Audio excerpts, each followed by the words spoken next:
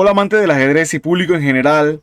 A pesar que es posible jugar decentemente cualquier apertura usando los principios básicos, deben saber que para jugar competentemente la apertura gambito de dama, sobre todo con las piezas negras, deben conocer algunos principios que son exclusivos de esta apertura. Antes de continuar, para que tengas este canal cerca de ti y te mantengas informado de todo el contenido de ajedrez que ofrezco, suscríbete. Y si quieres retribuirme, comenta y dame un like. Gracias. Esta apertura se da luego de D4, D5, C4, que busca cambiar un peón de flanco por el peón central negro que dejaría las blancas con mayoría de peones centrales. Hay otro propósito en la jugada C4. Tarde o temprano se van a cambiar estos peones, trayendo como resultado la apertura de la columna C para las blancas. El dominio de esta columna es de vital importancia en el gambito de dama. Dominar esta columna y la casilla C5 es el equivalente a controlar el juego. Si las blancas logran plantar seguramente una pieza en esa casilla, tendrán un control inmovilizador sobre la posición de las negras. A diferencia del gambito de rey, acá el ofrecimiento de este peón está libre de riesgo, ya que las blancas pueden recuperarlo fácilmente y retener su ventaja. Por esa razón, lo mejor es no capturar en C4, sino reforzarlo con E6, para que en caso de C por D5, poder mantener un peón en el centro. El problema con E6 es que ahora va a ser difícil desarrollar el alfil de dama. Y claro que es posible desarrollarlo vía fianchetto, haciendo B6 y luego alfil B7, pero esta no es una solución perfecta, pues desde aquí el alfil va a tener la visión reducida porque posiblemente va a estar bloqueado por su propio peón en D5. Algunos pensarán, ¿por qué en vez de E6 mejor defendemos D5 con C6 y de esa forma no dejamos encerrado nuestro alfil? Así después de caballo C3 desarrollamos nuestro alfil fuera de la cadena de peones y luego reforzamos D5 con E6. ¡Qué genialidad! Sepan que si las blancas nos permitieran jugar así, esta sería la defensa perfecta contra el gambito de dama. Pero el problema es que después de alfil F5, las blancas pueden jugar C por D5, C por D5, dama B3, ataque doble, y las piezas negras van a perder un peón. Y si las negras retrasan la salida del alfil y juegan antes caballo F6, las blancas pueden simplemente jugar dama B3. Y ahora, ¿cómo desarrollamos el alfil? Para poder desarrollarlo hay que hacer D por C4, dama por C4 y ahora sí, pueden desarrollar el alfil. Pero se dieron cuenta que para lograr esto, las piezas negras tuvieron que desde muy temprano ceder su peón central. Es que incluso si después de caballo F6, las blancas en vez de dama B3 juegan caballo F3, aún así, desarrollar el alfil sin antes capturar en C4 es un problema, debido a C por D5, C por D5, dama B3 ataque doble, en donde hay que regresar el alfil para poder tener todo defendido. Por eso lastimosamente en esta línea, antes de desarrollar el alfil, debemos ceder nuestro peón central, D por C4, y aunque logremos desarrollar el alfil fuera de la cadena de peones, no va a ser fácil la partida debido al fuerte control central de las blancas. Por esa razón, si lo que queremos es mantener nuestro peón central por el mayor tiempo posible y limitar el control central de las blancas, entonces E6 es la mejor opción. Lo común es continuar con caballo C3, poniendo más presión sobre el peón en D5, caballo F6 para reducir esa presión, seguido por alfil G5, que hace más que clavar el caballo, pues este movimiento va a mantener atadas las piezas negras, lo cual va a limitar su actividad. Alfil E7 desclavando y recuperando el control sobre la casilla de 5, las blancas desarrollan su otro caballo, las negras enrocan y el blanco juega E3 para que su alfil de rey tenga actividad. La mayoría de los ajedrecistas saben jugar perfectamente el gambito de dama rehusado hasta este punto, pues solo han sido necesarios los principios más básicos y comunes. Pero pronto nos daremos cuenta que para jugar esta apertura competentemente necesitaremos algunos principios exclusivos. Uno es que la mejor casilla para el caballo de dama negro no es la casilla C6, sino que es la casilla D7, ya que desde ahí le da apoyo al otro caballo, además que no obstruye al peón de C e incluso prepara su avance a C5, como también controla y apoya el avance E5. Las blancas continúan con torre C1, buscando controlar la columna C. Al evaluar esta posición, vemos que las piezas blancas tienen una notoria ventaja de espacio. Hay abundancia de casillas para ellas. Por otro lado, las casillas escasean para las negras. Va a ser fácil para las blancas completar su desarrollar su otro alfil, la dama, enrocar y conectar las torres. Incluso van a tener muchas oportunidades para seguir progresando y mejorando su posición. Mientras que no es claro para las negras cómo van a desarrollar su alfil de casillas claras y a dónde van a activar su dama. Y si no resuelven su problema de espacio después de la fase de apertura, van a tener serias dificultades para progresar y encontrar mejores casillas para sus piezas, lo que resultaría en una posición pasiva, sin contrajuego alguno, sin más remedio que esperar una lenta derrota. Pero no tiene que ser así. Aunque no sea claro, las piezas negras sí tienen los recursos para poder resolver su problema de espacio. Un recurso es seguir el principio que dice: cuando tengas menos espacio, busca cambiar piezas. Si 6 personas tienen que compartir un carro chico, muy probablemente van a sentirse incómodos. Pero si en vez de 6, solo 2 comparten el mismo carro, van a notar que el espacio sobra. Probablemente el conductor va a poder reclinar su asiento y el otro va a tener varias opciones en donde sentarse. También para lidiar con la falta de espacio, hay un recurso conocido como las rupturas de peones, que no son más que avances de peones que ofrecen una ganancia de espacio, disputan el control por algunas casillas y potencialmente abren columnas y despejan diagonales.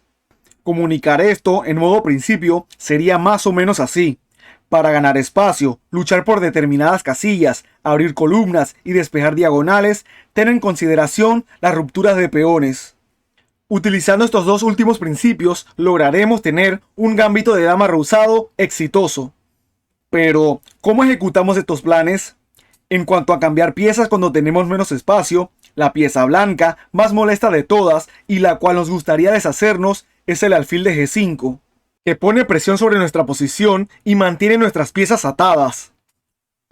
Pues a causa del alfil en G5, tanto nuestro alfil de 7 como el caballo en D7 les toca realizar varios trabajos.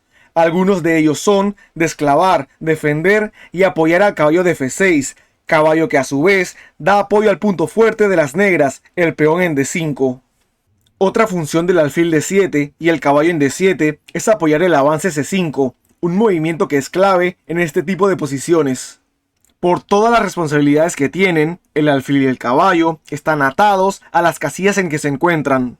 Incluso la dama negra es perjudicada por el alfil de G5, pues le cuesta moverse porque es la que defiende el alfil de 7. Estas son algunas de las dificultades que genera el molesto alfil en la diagonal de 8 a H4. En este momento, todo eso no parece ser un gran problema, pero si se mantiene esta situación, las piezas negras corren el riesgo de quedar sobrecargadas, lo que podría ser aprovechado por las blancas. Así que básicamente, si logramos eliminar este alfil, o por lo menos hacer que abandone esta diagonal, lograremos aliviar en gran manera nuestra posición. Pero, ¿cómo hacemos esto? Lo que debemos hacer es simplemente mover el caballo de F6, para que las blancas deban decidir entre cambiar alfiles o abandonar la diagonal. Claro que esta maniobra debe hacerse en las condiciones correctas. Por ejemplo, si hacemos caballo E4 en este momento, vamos a perder un peón después de alfil por E7, dama por E7, C por D5, caballo por C3, torre por C3, E por D5, torre por C7. En cuanto al otro principio, ¿cuáles son las rupturas ideales en esta posición? La ruptura por excelencia y la más popular es C5. Con este movimiento ganamos espacio, buscamos cambiar el peón central en D4 por uno de flanco. Además de que con este movimiento, eventualmente, lograremos abrir la columna C para nuestras piezas, por consiguiente, podremos luchar por el control de esta. Prácticamente con esta ruptura, le damos a las blancas una cucharada de su propia medicina. La otra alternativa es la ruptura E5, que también gana espacio, contribuye al desarrollo del alfil de dama al despejar la diagonal regular C8H3, y luego de que se cambien peones, abrirá parcialmente la columna E. Para que vean la importancia de ubicar el caballo de dama en D7, pues desde aquí apoya ambas rupturas. En esta posición podemos hacer directamente C5, con o sin incluir antes la jugada H6, que es una de las formas en que se está jugando el gambito de dama rehusado actualmente. Como resultado, se obtienen posiciones muy dinámicas con oportunidades para ambos bandos. El bando negro puede quedar con diversas estructuras de peones. Puede quedar con un peón aislado en D, con peones colgantes en D y C, o con las columnas D y C despejadas y sin peones.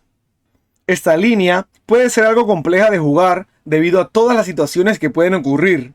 Una manera más simple y apropiada, por lo menos según mi opinión para los jugadores novatos e intermedios, es jugar esta apertura como lo hacían a principios del siglo XX. En vez de C5, hacer C6. La idea es preparar la maniobra liberadora capa blanca, caballo D5.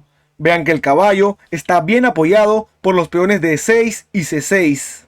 Las blancas deben decidir entre cambiar alfiles o abandonar la diagonal. De cualquier forma, la posición de las negras quedará aliviada. La línea podría seguir con alfil por E7, dama por E7, enroque corto y después de caballo por C3 para evitar quedar con un peón aislado, y sin importar cómo recapturen en C3 tendremos a disposición ambas rupturas, tanto E5 como C5, aunque en algunos casos solo va a ser posible una de las dos. En caso de la ruptura E5, el alfil de dama va a poder salir por la diagonal regular, y en el caso de C5, el alfil puede desarrollarse vía fianchetto, o sea en B7, moviendo el peón antes a B6. Si en vez de enroque corto, las blancas juegan algo como caballo E2 para evitar el cambio de caballos, no hay problema. Hacemos caballo en 5 a B6 para evitar quedar con un peón aislado, seguido quizás por la ruptura E5. Las ventajas de este sistema son: 1. Es fácil de jugar. 2. Es sano y sólido. 3. Es una solución simple al problema del espacio. Las desventajas podrían ser: 1. Actualmente hay sistemas más ambiciosos para jugar contra el gambito de dama rehusado. 2. Abandonamos nuestro peón central mientras que el blanco aún tiene el suyo. Pero por lo menos el peón en D5 nos fue útil para mantener a raya el centro de las blancas hasta que hubiéramos logrado las condiciones necesarias para llevar a cabo la maniobra liberadora y la ruptura de peón. Entre las ventajas voy a agregar también de que jugando así nos familiarizamos con cómo jugaban los ajedrecistas de la antigüedad, que nos va a servir como fundamento para entender las nuevas ideas que han surgido y surgirán en el gambito de dama rehusado.